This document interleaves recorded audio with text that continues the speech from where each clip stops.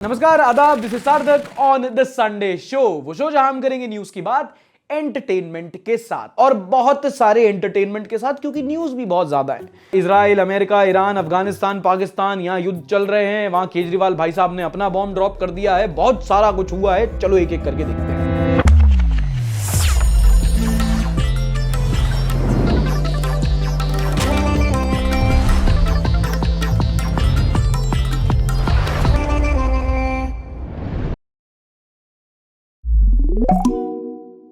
इस टाइम देश की नहीं, दुनिया की सबसे बड़ी खबर आ रही है मिडिल ईस्ट से, जहां पर इजराइल और अमेरिका ने ईरान पर हमला बोल दिया है, एयर स्ट्राइक्स कर दिए हैं, और बॉर्डर एयर बेसिस पे नहीं, कैपिटल तेहरान में।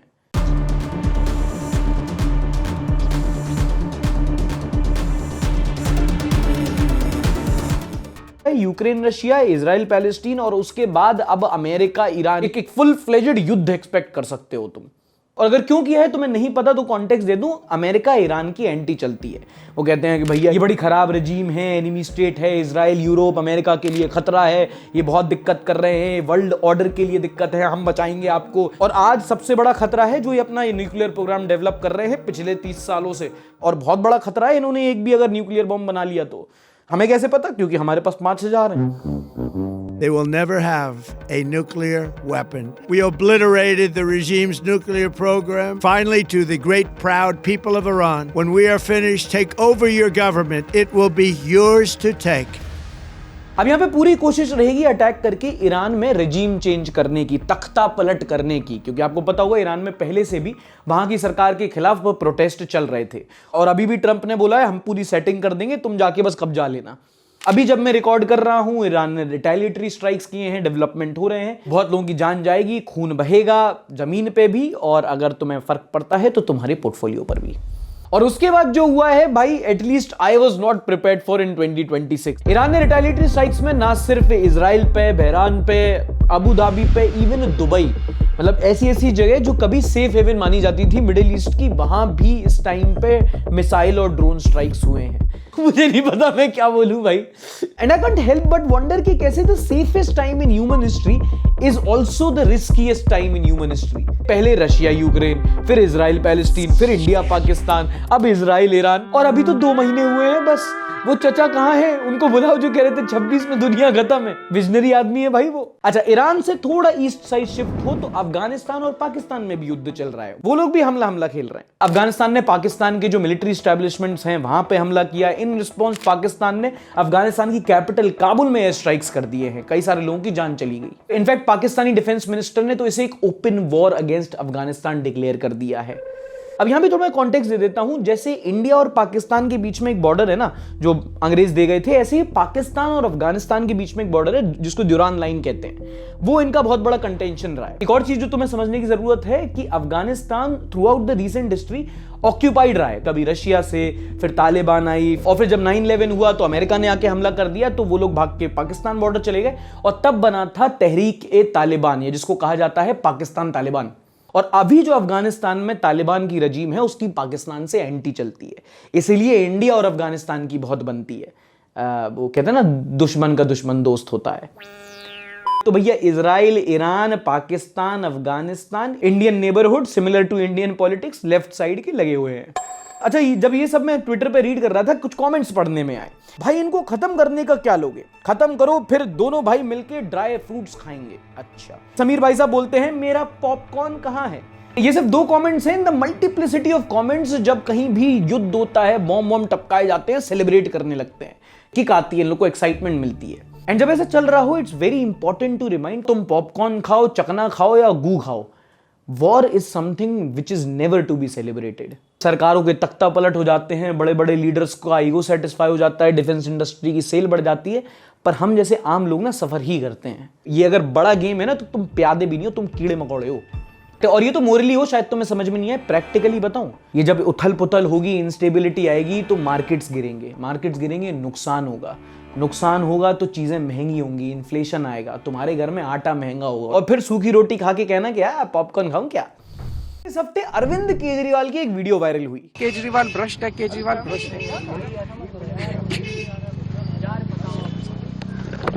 Bro went from Swati Maliwal to Neha Kakkar in 1 second.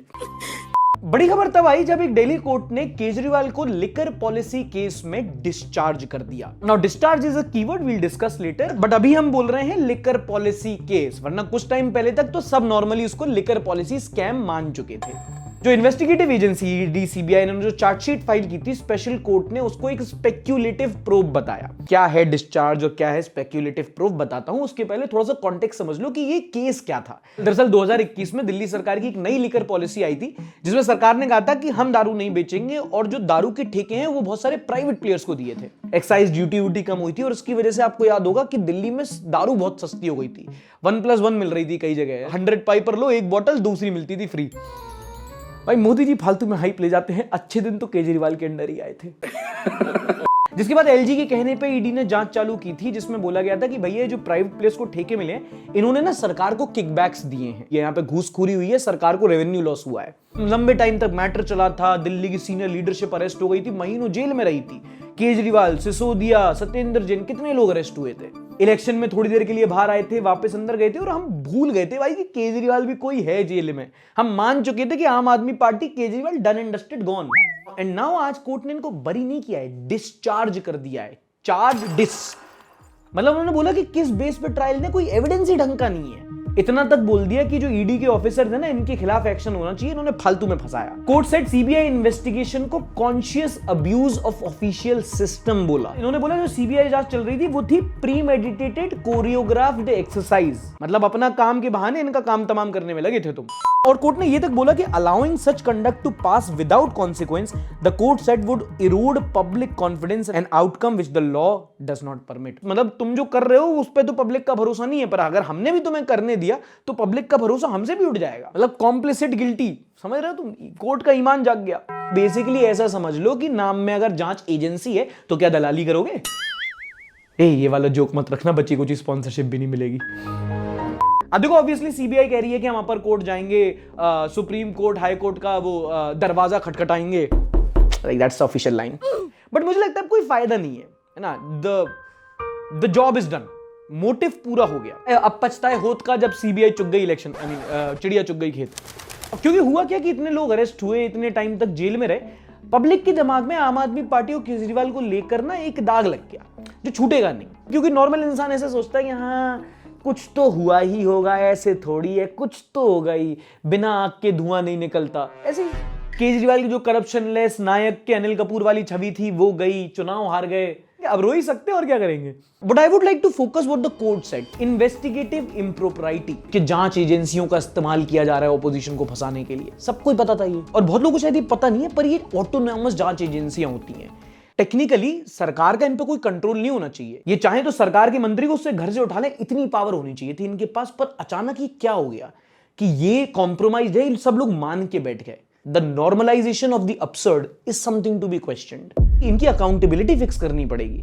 जब लोग बोलते हैं ना कि बीजेपी ईडी और सीबीआई को यूज कर रही है, तो मैं बीजेपी की गलती नहीं देखता, क्योंकि बीजेपी एक पॉलिटिकल पार्टी है, वो तो साम दाम दंड भेद लगाएगी।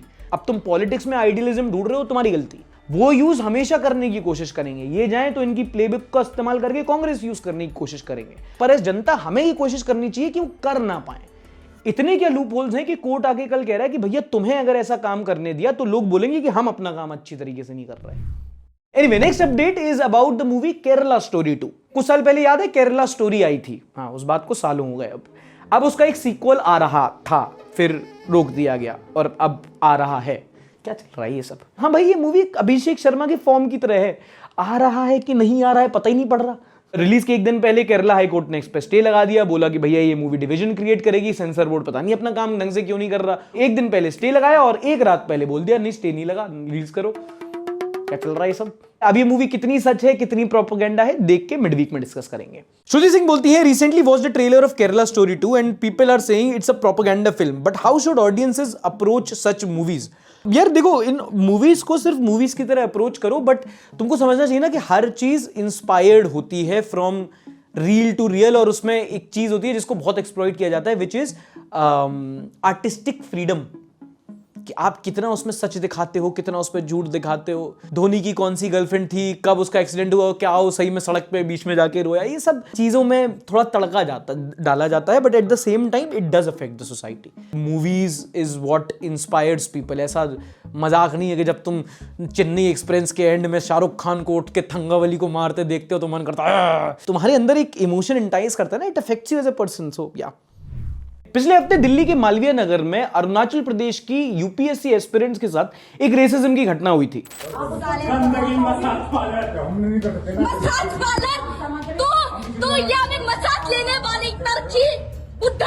मेरा बेडरूम बने जा, नाले कितना बुढ़ा है पता चलेगा तेरे को। जा तेरे यहाँ पे आदमी मसाज पार्लरों में काम करते हैं, हमारे यहाँ नहीं, पढ़े लिखे हैं वो। ये पूरा मसला हमने मिडवीक में डिस्कस कर लिया है। अब इसमें अपडेट ये है कि दिल्ली पुलिस ने फाइनली इन दोनों को अरेस्ट कर लिया है। तो और जैसे ही अरेस्ट हुए वक्त बदल गए, जज्बात बदल गए। एक दिन लगा सूखी शेरनी को भीगी बिल्ली बनने में।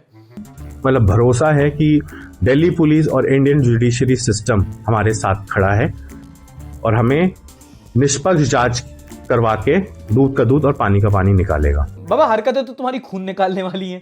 तो मैं एक बार बता रहा हूँ कि मैं ऐसा एक इंसान ही नहीं हूँ। कैसा इंसान है फिर तू? घटिया? मतलब गलती से निकल गई, गुस्से में निकल गई, बट हमारा इंटेंशन नहीं था। No, bro is the victim. At some point he'll say he was abused by the girl. हाँ, and then he'll sit on a podcast. नहीं, आप तो मसाज डिजर्व करते हैं। अब इस कपल का जितना भी मजाक उड़ा दो, पर जो इन्होंने किया वो बिल्कुल भी मजाक नहीं है। Let's be very clear. Basically जब आप किसी इंसान के रंग रूप को देखकर उसके जैसे दिखने वाले लोगों के स्टीरियोटाइप्स को उस पर थोप देते हो, उसकी रेस की नेगेटिव कॉनोटेशन को लेकर उसकी आइडेंटिटी बना लेते हो, वो होती है रेसिज्म। और ये डिस्क्रिमिनेशन का एक रूप है। जो करता है ना उसके साथ भी हो सकता है। सबकी अपनी आइडेंटिटी होती है। बाहर हो जाता है Indians are unhygienic, they don't smell good, और अंदर हो जाता है बंगाली काला जादू करता है, नॉर्थ ईस्टर्न मोमो बेचेगा, राजस्थानी प्यासा होगा और दिल्ली वाला गाली देगा। कभी मेरा माफ करना, गुस्से में इधर उधर निकल जाता हूँ। बट जोक्स अपार्ट, आपका एक सटल सा जोक किसी के सेल्फ कॉन्फिडेंस को, किसी की आइडेंटिटी को, किसी की सेल्फ वर्थ को बहुत ज्यादा गिरा सकता है। और वो बहुत गलत होता है, खासकर जब वो अपने में से ही एक हो।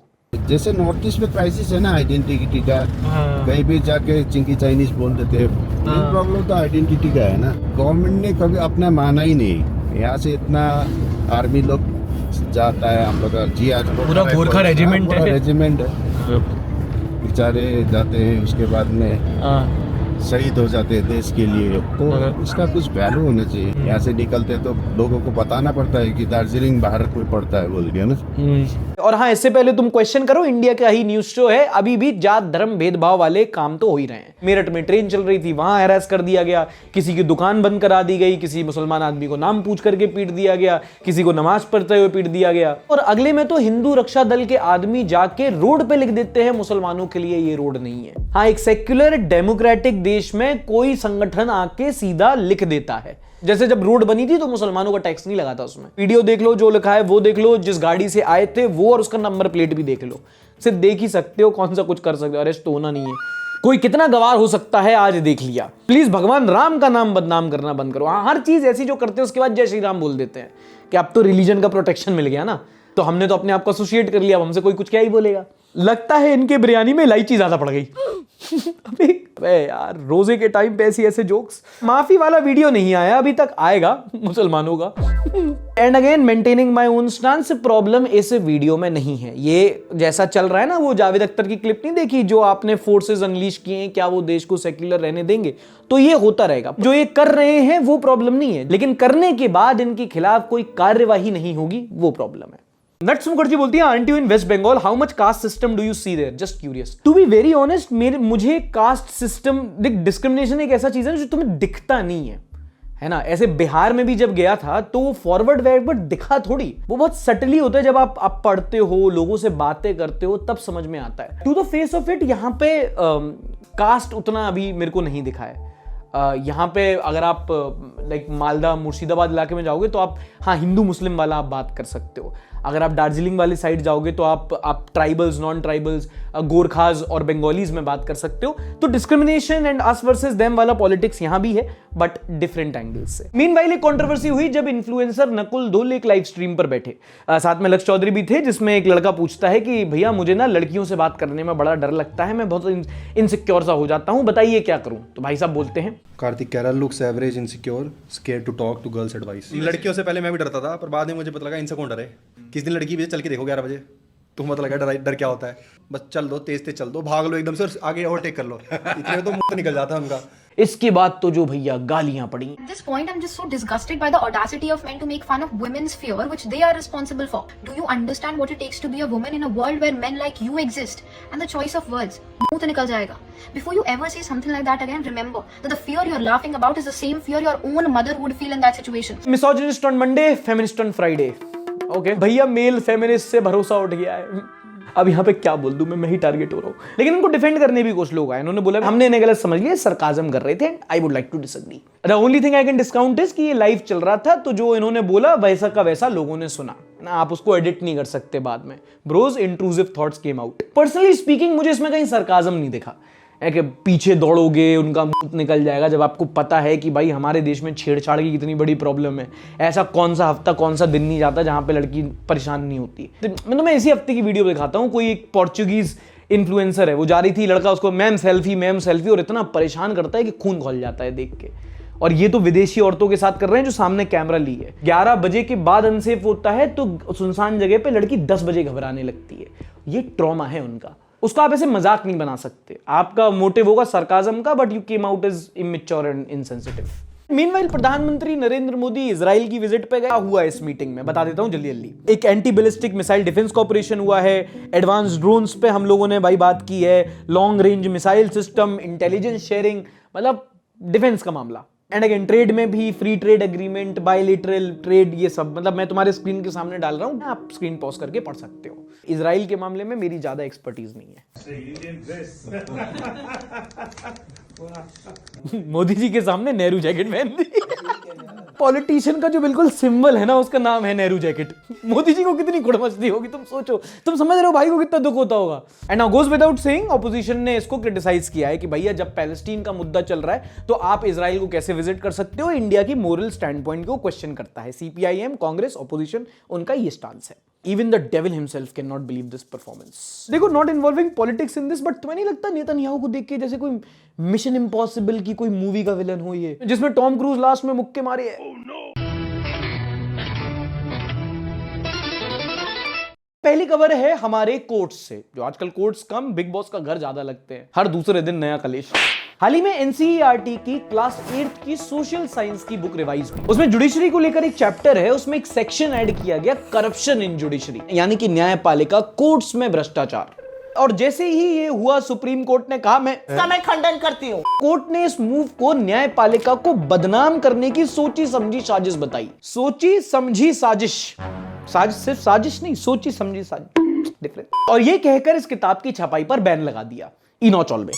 जैसे ही सुप्रीम कोर्ट ने बैन लगाया, एनसीईआरटी ने बोला मेरे मुंह से निकल गया, मेरी जबान टूट गई यार। भाई कोर्ट से कोई पंगा नहीं लेता है। पहले तो एनसीईआरटी ने कोर्ट से माफी मांगी और बोला कि हम चैप्टर रिवाइज कर देंगे, कोई दिक्कत नहीं, गलती हो गई बोल दिया, ऐसा तो नहीं हो रहा, कहीं भी पता नहीं कहां लिखा है, किसने लिख दिया। मैं जवाब अब मैं जनता के कमेंट्स पढ़ना चाहूंगा, कोर्ट से दोबारा बोलना चाहूंगा, जनता के कमेंट्स, मैंने तो कुछ नहीं कहा, बस हवा निकल गई। प्रमोद कौशल बोल रहे हैं सच बताया जा रहा है तो मिर्ची लग रही है सीजीआई को। 2 pages of book have shaken the judiciary। दाल में काला नहीं, दाल ही काली है। कंफ्यूज्ड आत्मा ने लिखा है। फट गई एनसीईआरटी की, हम इंडियन हर तरफ से घिरे हुए हैं, खाओ और खाने दो। नवीन, ऐसे कैसे जुडिशियल करप्शन का चैप्टर ही हटा देते हैं, किसी बच्चे को पता नहीं चलेगा कि वहां भी करप्शन होता है। योगेश एस ने लिखा है @Yogesh_5355। और तुम लोग क्या दोस्तों ये कोर्ट पे सवाल उठा रहे हो, मैं खंडन करती हूँ। But on a serious note, NCERT तो बस बहाना है, जुडिशरी को कटघरे में लाना है। बहुत टाइम से लोग ये सवाल कर रहे हैं कि हम जुडिशरी पे सवाल क्यों नहीं कर सकते। जब एक लोकतंत्र में जनता सुप्रीम होती है और हर इंस्टीट्यूशन, सरकारी या ऑटोनॉमस या इंडिपेंडेंट, जनता के लिए काम करती है, मतलब democracy for the people, of the people, by the people, तो जुडिशरी सवालों के ऊपर क्यों होनी चाहिए? उस कैटेगरी में तो सिर्फ एक आदमी आता है। मोदी से क्या सवाल पूछेंगे, नरेंद्र मोदी तो सवाल से ऊपर हो गए हैं। और पब्लिक परव्यू से जुडिशरी जजेस को बिल्कुल बाहर रखा गया है कि वो भी तो जनता के लिए काम कर रहे हैं ना। उनकी अदालत में उन्हें माय लॉर्ड बोलते हैं, पर हमारी जिंदगी में वो माय लॉर्ड थोड़ी हैं। और ऐसा भी नहीं है कि जजेस बिल्कुल पाक साफ रहे हैं। जो यशवंत वर्मा के घर से मिले थे वो गांधी जी की केस फाइल्स थोड़ी थी, नोटी तो थे। महात्मा गांधी में आग लग गई भाई। Now before people target me, no one is questioning the judiciary or the justice, but ultimately judiciary भी है तो एक सिस्टम ही ना। और एलवीएस यादव की कसम कोई सिस्टम फुल प्रूफ नहीं हो सकता। अब यहाँ पे ऑनेस्टली बताऊंगा, कुछ भी कहने से थोड़ा डर लगता है क्योंकि कॉन्टेम्प्ट ऑफ कोर्ट लग सकता है यहाँ पे, बट मैं फिर भी कहूंगा कि पर्सनली आई थिंक कम से कम इस बात पे डिबेट तो होनी चाहिए। What I mean to say is when it comes to judiciary, can't we at least question why we can't question?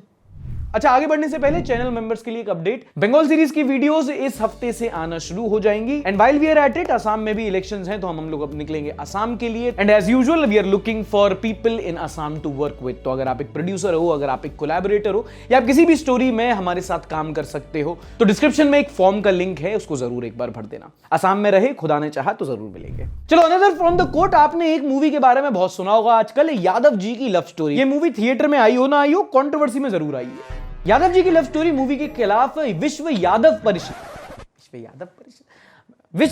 परिषद ने कोर्ट में पिटीशन डाली है कि इस मूवी से यादव कम्युनिटी को बदनाम किया जा रहा है। एल्विश यादव ने भी ट्वीट किया इस पे। देश में 2-3 तो यादव है, एक कुलदीप यादव, एक एल्विश यादव, एक अखिलेश यादव और शिखर यादव। खैर, सुप्रीम कोर्ट में मूवी को बैन करने के लिए पिटीशन फाइल हुई थी जो सुप्रीम कोर्ट ने रिजेक्ट कर दी। फिर यादव परिषद ने कहा यार ये क्या बात हुई, आपने वो घूसखोर पंडित का तो नाम बदलने को कह दिया, इसका नाम बदलने को क्यों नहीं कह रहे आप? तो कोर्ट ने कहा कि भैया वहां पे घूसखोर शब्द का यूज हुआ था जो एक नेगेटिव वर्ड है, लेकिन यादव जी की लव स्टोरी में लव स्टोरी एक नेगेटिव एडजेक्टिव हमें नहीं लग रहा। ये मैंने नहीं कहा, ये सुप्रीम कोर्ट का वाणी है। और इस मूवी के खिलाफ यादव समाज की एकता देखने को मिली है भैया। कोई कमेंट करता है अगली फिल्म होनी चाहिए मुख्य न्यायाधीश की लव स्टोरी, ये नारायण अकेडमी आजमगढ़। तो कुणाल भाई की बात सही साबित हुई, तब तो घूसखोर पंडित भी सही है। एंड मुझे लगता है टाइटल नहीं बदलना चाहिए क्योंकि रियल स्टोरी से इंस्पायर्ड मुझे भी नहीं लगता। और the apt title would have been Yadav ji का रौला, यादव जी की जमीन, यादव जी की स्कॉर्पियो, यादव जी की सरकार।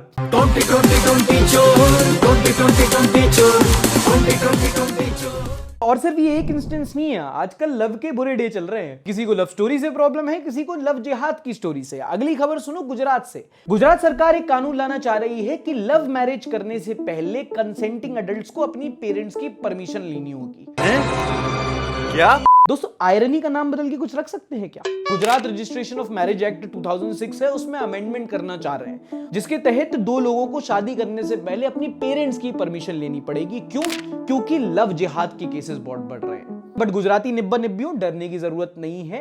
ये अभी सिर्फ एक प्रपोजल है, कानून इनैक्ट नहीं हुआ है एंड मोस्ट प्रोबेबली होगा भी नहीं। वो थोड़ी देर में बताता हूं क्यों। बिल्कुल सही किया गुजरात गवर्नमेंट ने, लव जिहाद पर इससे कंट्रोल होगा। ठीक है भाई, रमन कुमार भाटिया जी, बिल्कुल सही है। ये नियम पूरे देश में लागू होना चाहिए जिससे हमारी बहन बेटियां सुरक्षित हो जाएंगी। माँ बाप की इच्छा से सही जगह शादी होगी। अच्छा गर्ग साहब, मुझे आपसे इस पे डिस्कस करना है, रात को मुझे रोड पे मिलो 11 बजे के बाद।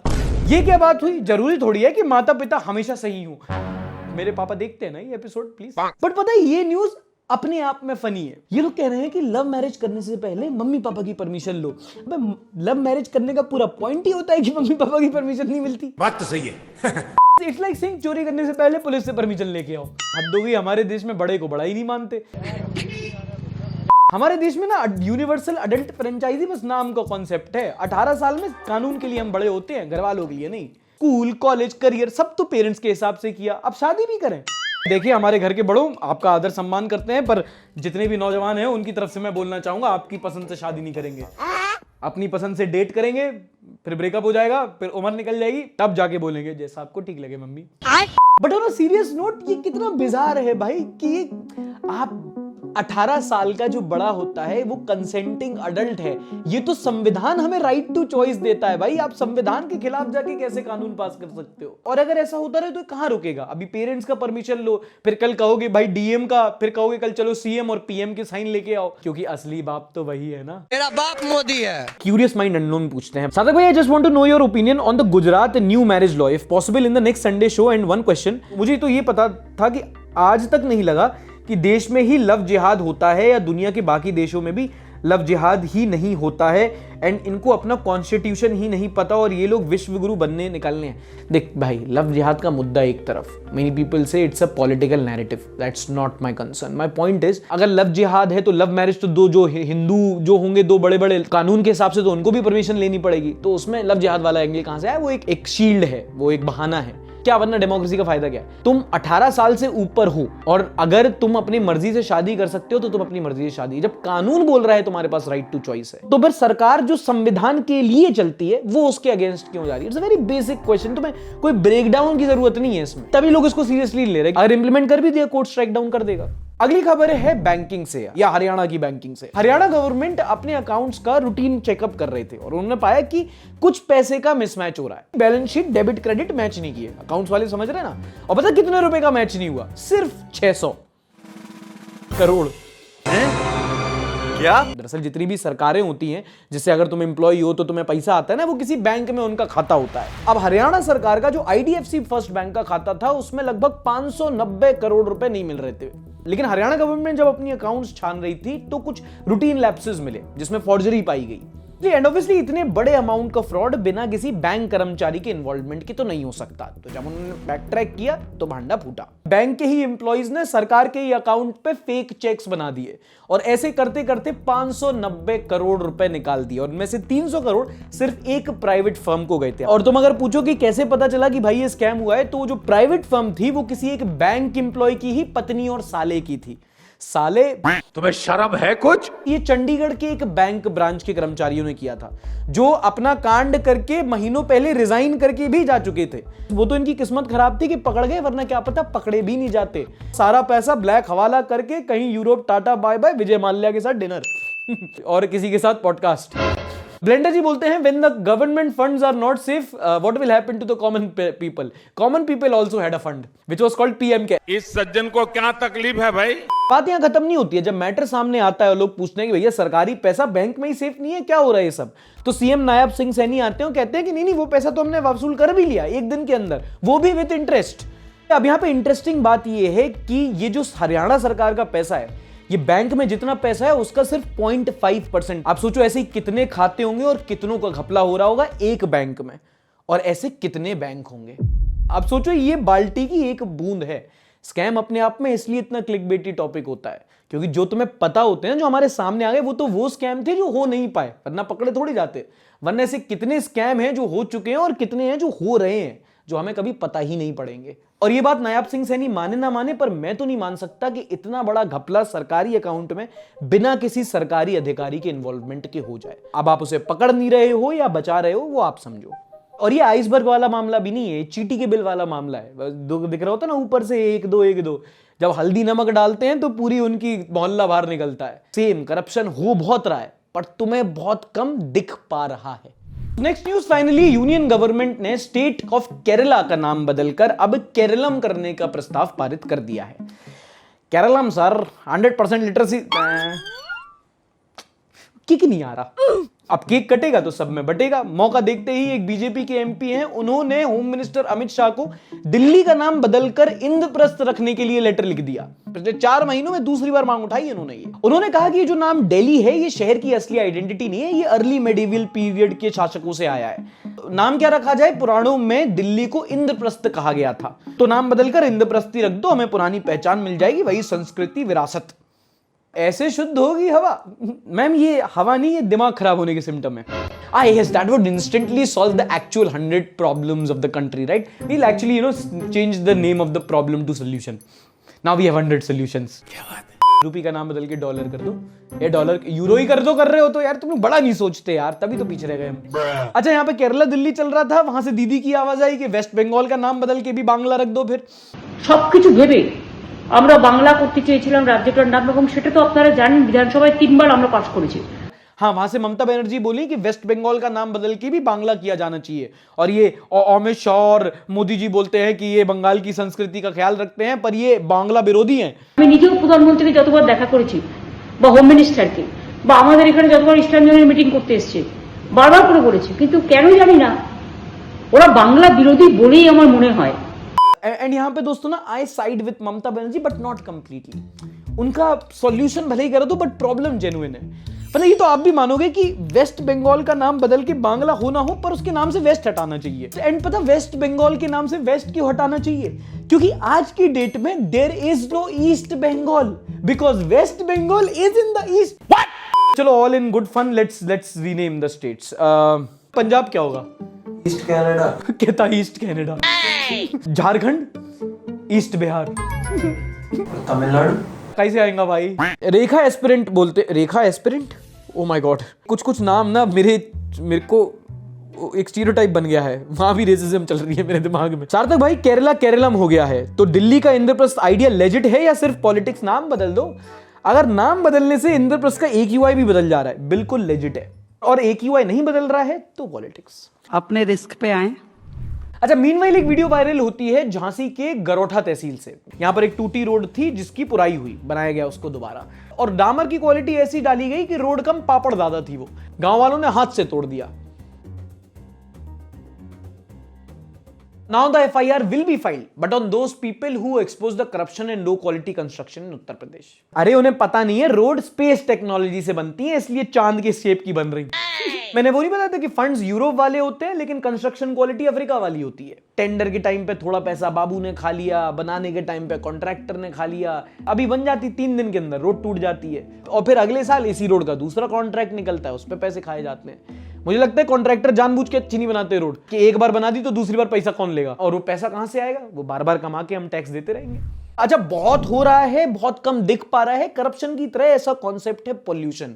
तुम्हें लग रहा होगा आज हवा बहुत साफ है, AQI देखो 200 पार होगा। और मुझे लगता है कि दुनिया भर में जितने देश हैं उनमें से शायद सबसे बड़ी पॉल्यूशन की प्रॉब्लम हमारे देश में होगी। दिल्ली तो वैसे ही बदनाम है, पर ऐसा कोई सा शहर शायद ही हो जहां पे पॉल्यूशन की प्रॉब्लम ना हो, स्पेसिफिकली एयर पॉल्यूशन। उसमें भी व्हीकुलर पॉल्यूशन बहुत होता है। सरकारें कहती हैं कि अरे हम इस पर देख रहे हैं, हम सुधर जाएंगे, बट यहाँ पे मैं बिल्कुल डंकी की चोट पे कहना चाहूंगा कि आगे जाके प्रॉब्लम सुधरेंगी भी नहीं। अगर तुम आज गंदी हवा में सांस ले रहे हो तो तुम कल, परसों, नरसों और आने वाली पीढ़ी में भी गंदी हवा में ही सांस लोगे। बताऊं क्यों? क्योंकि कोर लेवल पे प्रॉब्लम सॉल्व नहीं हो रही। अभी IIM बैंगलोर की रिपोर्ट आई है, इसमें बताया कि टोटल में जितनी गाड़ियां होती ना, सिर्फ 3% ट्रक्स होते हैं, और वो 3% 50% से ज्यादा पोल्यूशन करते हैं। इसलिए तो ट्रक्स के पीछे लिखते हैं बुरी नजर वाले तेरा मुंह काला। और क्यों होते हैं? क्योंकि हमारे यहाँ ज्यादातर ट्रक्स जो हैं वो 10 साल से ज्यादा पुराने हैं, डीजल इंजन पे चल रहे हैं, नॉर्म्स उनके कुछ है नहीं, भारी मात्रा में वो carbon dioxide, monoxide, nitrogen oxide, सब ऑक्साइड ही ऑक्साइड छोड़ते रहते हैं। अपना जीवन ना रोड रैश की तरह है, रास्ते में खड़े हो जाओ या तो ट्रक आगे से मार देगा, वरना पीछे से तो मार के जाएगा ही। अब इसमें एक लेयर डीप प्रॉब्लम क्या है कि ट्रक्स के जो एमिशंस होते हैं उनको मेजर करने के लिए कोई प्रॉपर स्टैंडर्ड नहीं है। एक है बट फॉलो नहीं होता। सेबी एक मैंडेटरी रिपोर्ट करने को बोलता है कंपनी को, business responsibility and sustainability reporting, कि भाई आपने जितना भी आपका एमिशन है ना, उसमें से गाड़ियों का कितना है, ट्रक्स का कितना है। जो रिपोर्ट कंपनियों को बताना मैंडेटरी होता है, जरूरी होता है, बट पता है कितनी बताती है? टोटल सिर्फ 7% कंपनियां। जब एयर पोल्यूशन इतना है कि बच्चों को कैंसर हो रहा है, तब मतलब कंपनीज की गुद्दी पकड़ के बोलना चाहिए कि बताओ कितना एमिशन निकाल रहे हो, हम मेजर करें, उसको फिक्स करें।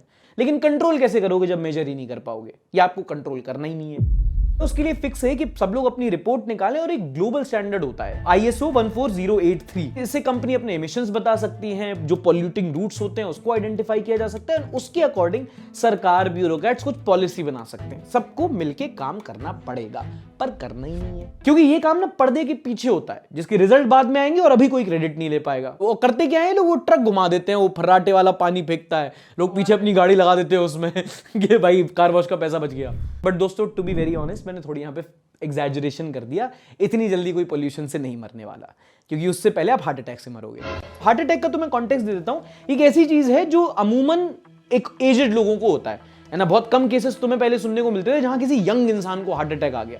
हार्ट अटैक 30-40 के बाद ही आता था, अब नहीं, क्योंकि ICMR की रिसेंटली रिपोर्ट आई है जिसमें उन्होंने बताया है कि अब रिसेंटली यंग हार्ट अटैक के पेशेंट्स बहुत बढ़ गए हैं। जिसमें उन्होंने बताया है कि हार्ट अटैक में हर 7 में से 1 व्यक्ति ऐसा है जिसकी उम्र 45 साल से कम की है। पिछले 2 सालों में लगभग 35,000 केसेस स्टडी किए इन लोगों ने, और रीजन भी उसका वही है, high blood pressure, smoking, bad diet. इसलिए बहुत जरूरी है कि आप अपनी डाइट का ध्यान रखें, ब्लड प्रेशर का ध्यान रखें, खाना खराब मत खाएं, एक अच्छी डाइट लें। अगर आप ये सब करना चाहते हैं तो उसके लिए बहुत बढ़िया ऑप्शन होगा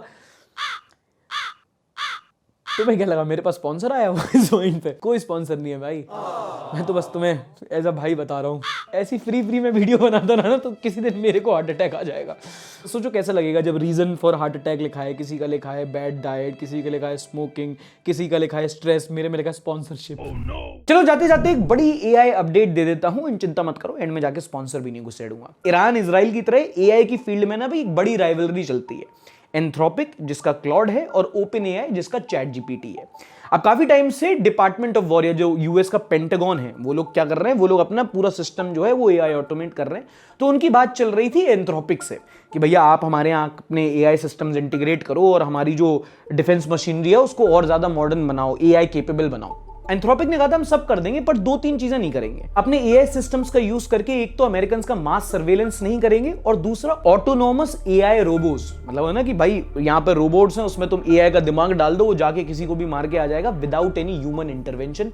वो खतरनाक है। तो एंथ्रोपिक ने कहा था हम ऐसे सिस्टम्स पे काम नहीं करेंगे। But Donald Trump had other plans. Anthropic को यूएस के सारे फेडरल एजेंसी सिस्टम से ही हटा दिया कि भाई तुम्हारे साथ काम ही नहीं करेंगे, और फिर ये प्रोजेक्ट दे दिया सैम ऑल्टमैन की ओपन एआई को। Now not an expert but एक टर्म यहाँ पे बहुत इंपॉर्टेंट है, वो है एआई सेफ्टी। एआई सेफ्टी मतलब कि जैसे जैसे हम एआई यूज तो कर रहे हैं, उसको हर जगह इंटीग्रेट तो कर रहे हैं, और जैसे जैसे एआई सिस्टम्स का अपना एक दिमाग हो रहा है, सुपर इंटेलिजेंस की तरफ जा रहे हैं, तो कहां वो पॉइंट आएगा जहां ह्यूमंस ओवरसाइट या कंट्रोल खो देंगे, है ना? कब एआई सिस्टम्स ऐसे काम करने लगेंगे जो हमारा फायदा नहीं हमारा नुकसान करेंगे। मतलब इन सब चीजों को कंसिडर करके अपनी सेफ्टी को ध्यान में रखते एआई सिस्टम्स को डेवलप करना, इसी को कहते हैं एआई सेफ्टी। तो हाँ, एक्सपोनेंशियल ग्रोथ तो ठीक है, पर जब एआई सेफ्टी की बात आती है तो सैम ऑल्टमैन और ओपन एआई का नाम को ज्यादा अच्छा है नहीं मार्केट में। रिकमेंडेशन ऑफ द वीक, एक बार एआई सेफ्टी पे ये वाला पॉडकास्ट देख लेना। तो इसको थोड़ा बहुत समझने के लिए ना एक एग्जांपल ऐसे समझो। एक आर्ग्यूमेंट ये दिया जाता है बायो टेररिज्म का। जैसे एक कॉन्स्पिरेसी थ्योरी है ना कि कोविड-19 था वो एक लैब में बनाया गया था। तो एक थ्योरी ये भी है कि अगर हमने एआई को बिना रेगुलेट किए ऐसे ही डेवलप करने लगे और सबको एआई की पावर दे दी, तो कल कोई साई-फाई मूवीज में विलन टाइप आदमी या कोई आतंकवादी संगठन कोई कोविड-19 जैसा कोई बायो वेपन बना दे जो न्यूक्लियर लेवल डिस्ट्रक्शन कर सके, तो उसको कैसे रोकोगे? तभी कॉन्सेप्ट आता है एआई सेफ्टी का। चलो बस सीरियस हो गए, तो मैं गॉसिप बताता हूं। Take some tea. अभी वो हुआ एआई समिट, तो एआई समिट में जो गलगोटिया ने किया, फिर वो कांग्रेस के वर्कर ने किया, सारा चीचा लेदर हुई। अभी रिसेंटली क्या हुआ कि कुछ इन्फ्लुएंसर आए और उन्होंने बोला कि हमें कांग्रेस की पीआर टीम ने रीच आउट किया है कि आप ना कुछ पैसे ले लो और वो एआई समिट के बारे में उल्टा सीधा बोल दो। Same Aravalli theory copy paste. ये मैसेज जो आप देख रहे हैं ना ऊपर, वो एक मुझे रैंडम मार्केटिंग डिजिटल कंपनी से आया है जो एआई समिट हुआ उस चीज को बदनाम कर।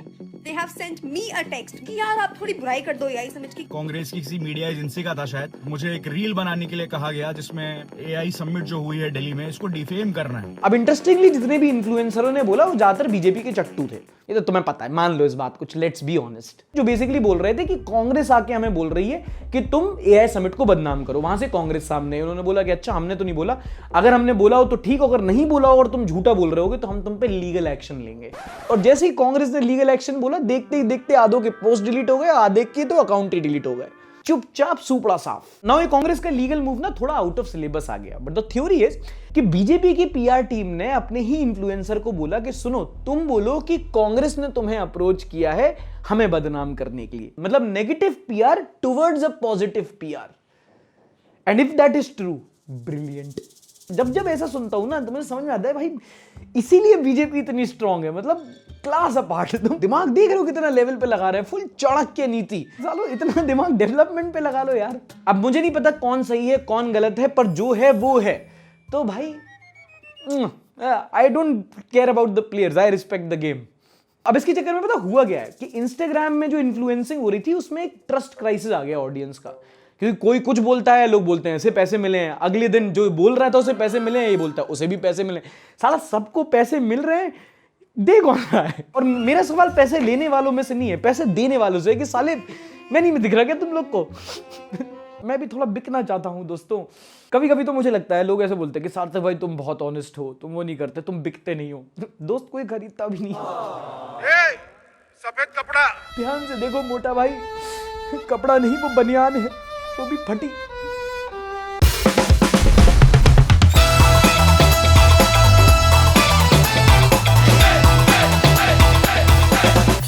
अच्छा, 1947 में हमें गोरे बाबुओं से आजादी मिली थी, ऐसा हमें बताया जाता है। हमें आजादी सिर्फ गोरों से मिली थी, बाबुओं से आज तक नहीं मिली।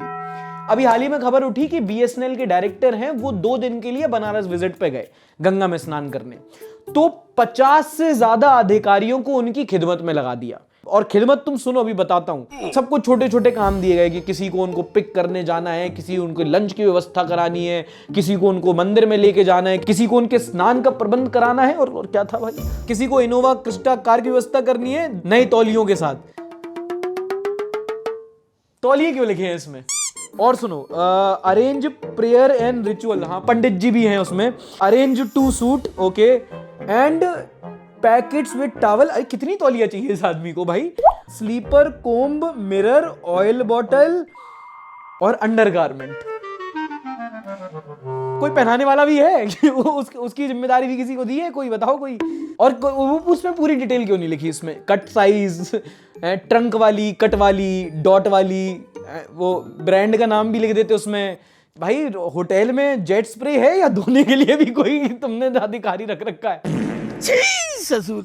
एंड फिर बाद में लिस्ट बाहर आ गई तो विजिट कैंसिल हो गई। अब ये तौली चड्डी का क्या होगा बताओ? तौली चड्डी तो बर्बाद हो गए ना, हमारे रिसोर्सेज वेस्ट हो रहे हैं दोस्तों देश के। उस पे कोई बात ही नहीं करना चाहता। मेरे को ना एक बंगला चाहिए, रेस कोर्स और गोल्फ कोर्स के बीच में। The officers who have purchased it, what will they do with this now? देखो उस पे तौलिया रखी है, गंगा जल रखा है, चड्डी तौलिया। भाई किराने की दुकान खोल लेना। चड्डी एक से बढ़कर एक चड्डी। BSNL employees welcoming the director of Prayagraj. चड्डी किस कलर की पहने हो? बता दो ना। अन्ना तुम बोल सकते हो क्या सरकारी विभाग का कोई अधिकारी आ रहा है तो खिदमत करेंगे, पर भाई BSNL एक लॉस मेकिंग कंपनी है, सरकार को बेल आउट के लिए पैसे देने पड़ रहे हैं उनको। 2019 से 3 लाख करोड़ का रिवाइवल पैकेज दिया है, 3 लाख करोड़ का रिवाइवल पैकेज। जिसको तुम चड्डी की व्यवस्था दे रहे हो उसने तुम्हारी चड्डी में छेद कर रखा है। अच्छा, लोन से याद आया, मध्य प्रदेश के एक आदमी ने यूके की, मतलब जो यूनाइटेड किंगडम है, उसकी सरकार पे केस ठोक दिया है क्योंकि उसके ग्रेट ग्रेट ग्रैंडफादर ने 35,000 का अंग्रेजों को लोन दिया था उस जमाने में। वो हमसे 3 गुना लगान ले रहे थे, ये 3 गुना ब्याज मांग रहा है। अब कह रहा उस टाइम पे 35,000 रुपए दिए थे तुमने, ये देखो सर्टिफिकेट है, इसके पास सर्टिफिकेट था, एक सर्टिफिकेट है भाई। 1917 में इसके दद्दू ने 35,000 रुपए का लोन दिया था, जो अंग्रेजों ने आज तक इसको वापस नहीं किया। Call it the Kohinoor scheme. अब 100 साल बाद ये पैसे उनसे मांग रहा है 10 करोड़ रुपए। शरिया लॉ में पैसे नहीं मिलते वापस, लेकिन उस टाइम पे शरिया थोड़ी चलता था। ब्रिटेन में आजकल oh that way I didn't get it, like did skip my mind. Marwari aura, भाई मारवाड़ी लोगों का औरा तो होता है। मारवाड़ी आदमी नहीं देखता भाई, पैसे देके आदमी नहीं भूलता। नहीं, आदमी भूल सकता है, पैसे नहीं भूलता। हेलो, हाँ अक्षय भाई क्या कह रहे? केसरी 3 की स्क्रिप्ट मिल गई। पैसा ही पैसा होगा। अच्छा, एक पॉजिटिव वीडियो आई मेघालय असेंबली से। मेघालय के सीएम हैं कॉनराड सांगमा। ये असेंबली में थे और सामने एक एमएलए ने इनसे कुछ सवाल पूछे। टफ सवाल थे जिसका इन्होंने जवाब दिया। We can see that the availability of manpower in this centers is very rare. It is definitely a matter of concern. And yes, sir, the steps are being taken. Now, interesting part is कि जो MLA है इनकी धर्मपत्नी ही थी, मतलब full पति पत्नी in politics. लगता है सीएम साहब घर लेट आते हैं। This is an example to other states in India of how a parliament should be. हाँ, I think the takeaway could be कि भाई ऐसे ही फंक्शन किया जाता है। देखो तुम, मतलब पूरे पार्लियामेंट में सब प्रेजेंट हैं, और प्रेजेंट है मतलब प्रेजेंट है, ना सो रहे हैं, ना तमाकू खा रहे हैं, ना वो वाली वीडियो देख रहे हैं। मतलब थिएट्रिक्स कम, डायलॉग ज्यादा हो रहा है। कई बार हम देखते हैं पार्लियामेंट में ओम बिरला साहब ओके ओके बोलते जाते हैं, यहाँ चिल्ला चौट होती है, अल्टीमेटली कैंसिल हो जाता है, सदन का टाइम वेस्ट, हमारा टैक्स पेयर का पैसा waste. And you are right Geetika Gupta, this is how a democracy should work. Sumaiya Bano बोलती हैं, हैप्पी बर्थडे सर। ओ पिछले हफ्ते था। Every profession has an entrance exam, then why India is not conducting exams for ministers and all? होता तो है, जितने तुम्हारी टॉर है और जितने गुंडे पाल रखे हैं तुमने, ये सब क्राइटेरिया ही है हमारे देश में नेता बनने का। तुम देख लो, चेक कर लो सबके एफिडेविट, ADR में जाओ, जो सबसे ज्यादा क्रिमिनल है वो सबसे बड़ा नेता है। नजरिया बदलो यार, तुम अपना सोच बदलो, देश बदलेगा। ओके दोस्तों, moving on to the next segment, meme review. कोई आपसे प्यार क्यों करेगा? दुनिया खत्म है। आज के मीम रिव्यू के लिए हमारे साथ एक स्पेशल मेहमान और उनकी टीम है। वेलकम तरुण केडिया जी। कैसा लग रहा है आपको आके यहाँ पर अपनी जगह में अपने ही स्टूडियो में, जो आपने मुझे एक दिन के लिए उधार दिया है? बहुत सही, बहुत सही, बहुत सही। चलो ठीक है। Learn English in 30 minutes. Welcome, my friend. How are you?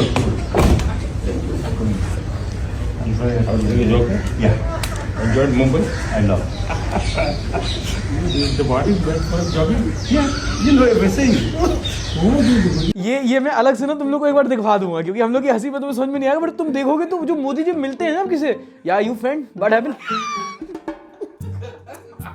और मोदी जी कभी ना गले लगाने का तरीका देखना लोगों को, आदमी इतना सस कॉन्शियस है, मोदी जब तक गले लगा के 2-3 बार उसकी पीठ ठोक चुके होते हैं। आ जाओ। His English is much better than his contribution in the development of country. Oh 2 layer deep. Indian PM है, ब्रिटिश नहीं। भाई मजे ले रहे हैं यार, तुम तो हमारी नेशनलिज्म पर क्वेश्चन कर रहे हो।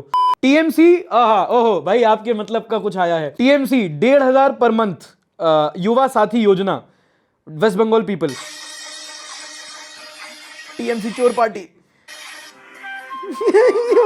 जी जिंदाबाद। 1,500 सबको दे रहे हैं ना? ये खुद लेके आया। तू लेके आया 1,500, बट वो तो बेरोजगारों के लिए है ना। मैं भी ऐसे पेन पेपर में बेरोजगारी हूँ। ये तुम्हें पता है ना, कैमरे के सामने हो रहा है। खत्म भाई, इसको सैलरी नहीं मिला। अब देखो दोस्तों, 2 तरीके, या तो तरुण भाई अपने पैसे नहीं दे रहे, या तो वो एक्सप्लॉइट कर रहे हैं, या ये सरकार को एक्सप्लॉइट कर रहा है। दो चीजें हो सकती है। मैं आम आदमी, ये भाई ये केजरीवाल खेल चुका है ये वाला, ठीक है। चोर इज ऑलवेज अ चोर। कमेंट पढ़ रहा हूँ मैं कमेंट कर रहा हूँ भाई। मोजार बापार ते ये पढ़ के बताना भाई क्या बोला है। তো মজার ব্যাপারটা এখানে যে 1500 পেয়ে যে মানুষ ওদের ফেভারতে হয়ে গেল, এটা কিন্তু সম্পূর্ণ ভুল ধারণা। मतलब बोल रहे हैं क्या, मजे की बात ये है कि 1500 रुपए भले मिल रहा है, हाँ। पर आदमी का ओपिनियन चेंज नहीं हो रहा है। 1500 में जो बिक गया वो यार 1500 में कौन बिकता है यार, इंस्टाग्राम के इन्फ्लुएंसर हो गया। हमारे साथ मौजूद हैं। पूछिए क्या सवाल है आपका। मौलाना साहब, मैं क्रिकेट से ना बहुत प्यार करता हूँ, जुनून की हद तक प्यार है मुझे क्रिकेट से जी। अब मुझे आपसे इस बात का वजीफा चाहिए कि बाबर आजम जो है किसी तरह से टीम से निकल जाए। वजीफा चाहिए कि बाबर आजम टीम से निकल जाए। यार बाबर आजम का क्या मतलब, ओहो, वन अदर स्टोरीज पे पूरी वीडियो बनाई जा सकती है जो क्रिकेट फॉलो करते हैं ना। So who doesn't know cricket much, Babar Azam को बता दो। Explain, Babar Azam was Virat Kohli of Pakistan, the way he was promoted. ठीक है, विराट कोहली का डाउनफॉल आया, विराट कोहली का फिर राइज हो गया। बाबर आजम का राइज हो रहा था, फिर डाउनफॉल आ गया, और फिर डाउनफॉल के बाद फिर दोबारा डाउनफॉल आया उसका। अभी चल ही नहीं रहा बेचारा, खेल ही नहीं पा रहा में चल रहा है, आदमी नेगेटिव में चल रहा है। तो उसके ज्यादा फैंस अब इंडियंस है, वो कहते हैं उसको तारीफ है, जैसी हारती है ना पाकिस्तान की, नहीं बाबर आजम को टीम से मत निकालना, बहुत अच्छा खेलता है, इंडिया की मैच के लिए तो बिल्कुल रखना। उनका राहुल गांधी है। कहता उनका Rahul Gandhi. A man said in a podcast, I have reached the sun. ओहो, जैसे मैं एलियंस की दुनिया में कई बार गया, और वो इतने ताकतवर हैं कि वो सोल एनर्जी को भी भांप लेते हैं कि कोई आया है। नहीं, जब मेरा जाना हुआ था तो कोई इंडस्ट्री टाइप से एरिया थी जहां मैं उतरा था, वो बहुत दूर है, काफी दूर है। इंडस्ट्री टाइप एरिया थी जहां मैं उतरा था। फिर सूरज के पीछे जो इससे 10 गुना बड़ा सूर है उस पे गया, उस सूर से पीछे फिर नीचे उतरा तो वो कोई दुनिया थी। सीढ़ी भी है वहां पे भाई, सीढ़ी लगी है तो उतरा वहां से नीचे। इतना डिटेल में झूठ बोलो कि किसी को कुछ ना समझ में आए। इसीलिए तो जो उस दुनिया में मैं गया तो वहां से फिर मैं जल्दी रिटर्न आया। जल्दी रिटर्न मैं बस आपसे एक सवाल पूछना चाहता हूँ सर, आपके पेडलर का क्या नाम है? ये कहाँ मिल रहा है? ये उस जगह जो माल मिल रहा है दोस्तों, हिमाचली इनसिक्योर हो जाए। अमेरिका क्या कहता था? देख बोल रहा हूँ, आ जाता है ये कमेंट। फाउंडर ऑफ गलगोटिया रुक ही नहीं रहे भाई। The real problem is not him, the media channel who is interviewing them is the real danger to the. हाँ ये है, ये औंधे पौंधे आजकल जो पॉडकास्ट खोल लिए ना लोगों ने, बस कुछ करनी है, 2 ट्राइपॉड खरीद लो, 2 माइक खरीद लो, एक आंडू को सामने बिठा दो, पांडू तुम वही कर लो पॉडकास्ट। रिश्ता मीटिंग गॉन रॉन्ग। जितने भी रिश्ता मीटिंग में मैं आई हूँ, you have the most sophisticated food taste. Thank you. Actually मुझे भी I'm so sorry. Totally forgot. Oh my god. For a second I was आप वो यूज कर लेते हो चॉपस्टिक कोई? हाँ। भूल जाता हूँ यार, दोस्तों गरीब में हूँ। फिर वही बात आ जाएगी, जो गरीब हो ना आदमी, यो साला अपनी आदत से गरीब हो। और सोचा भी नहीं आदमी, हाँ ऑब्वियस मेरे घर पे हैं तो कर ही लेता हूँ।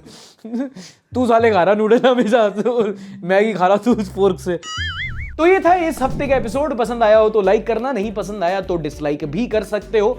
हमारी बंगाल सीरीज की वीडियोस इस हफ्ते आना शुरू हो जाएंगी, तो भाई चैनल को सब्सक्राइब करना मत भूलना with the bell icon on. और केरला स्टोरी 2 का रिव्यू और सारी न्यूज के साथ मिलेंगे मिड वीक में। तब तक के लिए अपना ध्यान रखिए। टाटा बाय बाय, शब्बा खैर, and don't forget to like, subscribe and share.